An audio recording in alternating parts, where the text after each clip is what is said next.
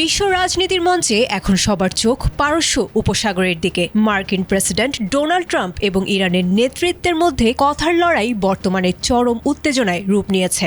একদিকে সময় বেঁধে দিয়ে চরম হুঁশিয়ারি, অন্যদিকে নিজেদের অবস্থানে অনড় থাকা। এই দুই মেরুর অবস্থানে সাধারণ মানুষের মনে এখন একটাই চিন্তা, শেষ পর্যন্ত কি হতে যাচ্ছে। এই সংকটের প্রভাব যে শুধু মধ্যপ্রাচ্যে সীমাবদ্ধ থাকবে না, বরং প্রতিদিনের জীবনযাত্রায়ও এর প্রভাব পড়তে পারে, তা এখন স্পষ্ট। যুক্তরাষ্ট্রের দেয়া মঙ্গলবার রাত ৮টার সময়সীমা যত ঘনিয়ে আসছে, ততই যেন পাল্টে যাচ্ছে হিসাব নিকাশ।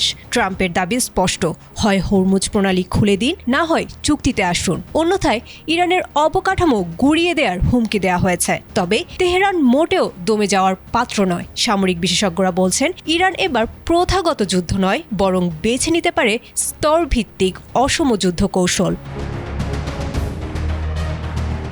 ইরানের হাতে থাকা সবচেয়ে বড় তুরুপের তাস হলো তাদের ভৌগোলিক অবস্থান। হরমুজ প্রণালীতে স্মার্ট মাইন আর জিপিএস জ্যামিং ব্যবহার করে তারা পুরো রুটটি অচল করে দিতে পারে। এতে তেলের দাম এক ধাক্কায় ব্যারেল প্রতি $200 ছাড়িয়ে যাওয়ার আশঙ্কা রয়েছে। শুধু তেল নয়, সমুদ্রের তলদেশ দিয়ে যাওয়া ফাইবার অপটিক্যাল কেবল কেটে দিয়ে বিশ্বজুড়ে ইন্টারনেট বিপর্যয় ঘটিয়ে দেওয়ার সক্ষমতাও রাখে তেহরান। এখানেই শেষ নয়, ইরানের মিত্র জোটগুলো সক্রিয় হয়ে উঠতে পারে। দেশটির সমর্থকরা একযোগে মার্কিন স্বার্থে আঘাত হানলে পরিস্থিতি নিয়ন্ত্রণের বাইরে চলে যাবে। এছাড়া সাইবার হামলার মাধ্যমে যুক্তরাষ্ট্রের বিদ্যুৎ ও স্বাস্থ্য ব্যবস্থা অচল করে দেওয়ার হুমকি তো রয়েছেই।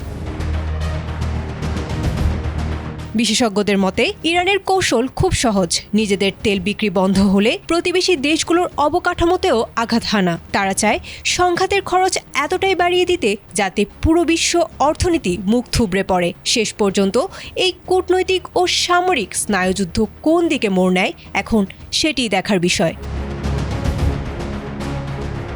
আয়েশা আক্তার, ATN বাংলা।